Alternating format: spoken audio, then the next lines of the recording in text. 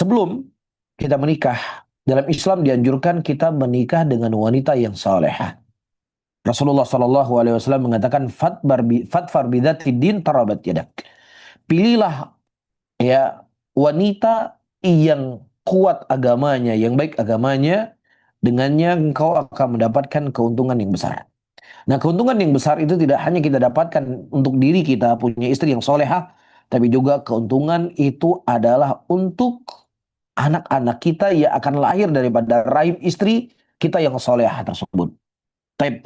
Nah, kemudian yang kedua, sebelum anak itu lahir, bahkan sebelum anak itu berproses, di awal proses, ya kita dianjurkan membaca doa. Bismillah, Allahumma janibni syaitan, wa janib syaitan ma razaqtana. Ya Allah, ya Bismillah dengan nama Allah, ya Allah jauhkanlah kami dari syaitan, dan jauhkanlah syaitan dari apa yang kau berikan rezeki kepada kami. Subhanallah. Anak itu belum lahir, bahkan baru mulai mau proses, tapi ya kita berdoa kepada Allah agar dijauhkan dari syaitan. Kemudian ketika anak itu lahir, ya kita dianjurkan untuk mengumandangkan azan di telinganya. Ya lal-qul, sebagian ulama yang menghasankan hadis tersebut. Sehingga kalimat yang pertama kali dia dengar setelah dia lahir di muka bumi ini adalah kalimat-kalimat agung Allahu Akbar, kalimat syahadat. Ya, ini ada pesan kepada orang tua. Anak yang baru lahir saja diperdengarkan adalah azan, maka jangan sampai ketika umur dia sudah mulai tumbuh 5 tahun, 6 tahun, yang diperdengarkan adalah lagu Korea. Ini kan nggak nyambung. Ya kemudian umur 7 hari diberikan nama yang bagus, dicukur rambutnya, kemudian diakikohkan, ya kemudian nanti disunatkan, dan seterusnya. Ini menunjukkan bahwasanya orang tua itu nggak bisa terlepas dari pendidikan dia kepada anak-anaknya. Kemudian selanjutnya, di antara tujuan mendidik, karena Allah Subhanahu wa taala memerintahkan orang tua untuk mendidik anak-anak mereka. Ya, banyak sekali ayat Quran di mana Allah mengatakan wa'mur ahlaka bis-shalah. Ya, perintahkanlah keluargamu untuk salat, perintahkan anakmu untuk salat, perintahkan mereka untuk berbuat baik, perintahkan mereka untuk berbuat ketaatan kepada Allah Subhanahu wa taala. Juga Allah mengatakan ya ayuhan nabi qul azwajika wa banatika wa nisa'il mu'minin yudnina 'alaihinna min jalabibihinna.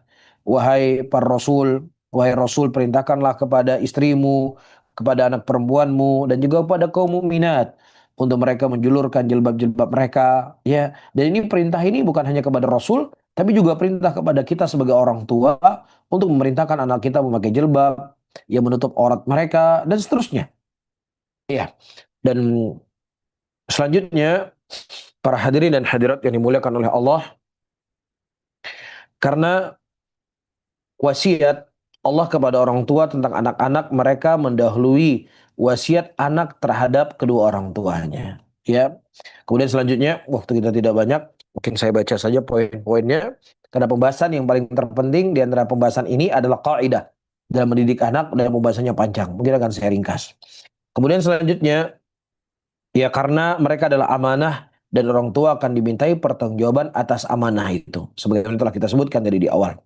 Yang ke-13, karena sebagian besar masalah di usia dewasa disebabkan kelalaian dalam pendidikan sejak kecil. Nah, demikian kondisinya.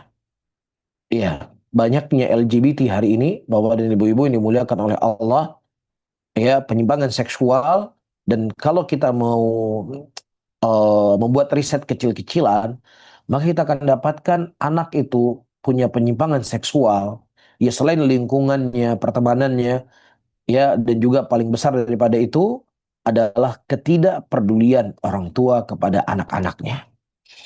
Ya, tidak ada kehadiran seorang sosok laki-laki di rumah. Karena bapaknya sibuk dengan kerjaannya, sibuk dengan hobinya, sibuk dengan nongkrongnya, sehingga anaknya itu tumbuh begitu saja. Maka ini akan membuat Anda menyesal. Sebelum di dunia, sebelum di akhirat, Anda akan menyesal dulu di dunia ini ketika Anda mendapatkan kondisi anak-anak demikian. Kemudian selanjutnya, ya disebutkan di sini, karena sebagian besar, karena pendidikan anak merupakan perhiasan kehidupan dunia.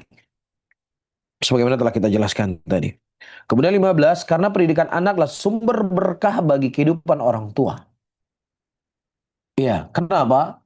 Karena ketika orang tua mendidik anaknya di atas ketaatan, ya di atas kesolehan, ya maka si anak di rumah dia akan sholat duha di rumahnya, dia akan sholat malam, dia akan baca Quran, ya dia akan tidak berbicara kecuali yang baik, maka ini akan memberikan keberkahan dalam rumah tangga kita, berikan keberkahan dalam keluarga kita. Ya, kemudian selanjutnya ya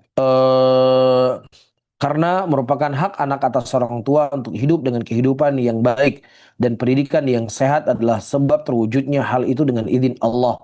Nabi SAW menyebutkan dalam hadisnya, cukup seseorang itu dikatakan berdosa ketika dia menyia-nyiakan apa yang menjadi tanggung jawabnya. Ketika kita tidak memberikan nafkah yang layak, ya nafkah yang memang harus kita nafkahi anak kita, ya makan, minum, pakaian, tempat tinggal, maka kita akan berdosa yang itu hanya berketerkaitan dengan dunianya. Bagaimana lagi kalau seandainya orang tua dia menyanyiakan apa yang akan menjadi bekal untuk akhiratnya. Maka tentunya itu akan lebih besar pertanggungjawaban di hadapan Allah Subhanahu wa taala. Kemudian selanjutnya yang terakhir, karena kita dituntut menghadapi berbagai tantangan dengan pendidikan yang seimbang dan benar.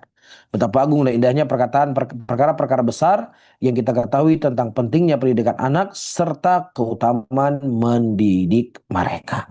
Yang sebagiannya telah kita sampaikan hadis-hadis dari Nabi Sallallahu Alaihi Wasallam.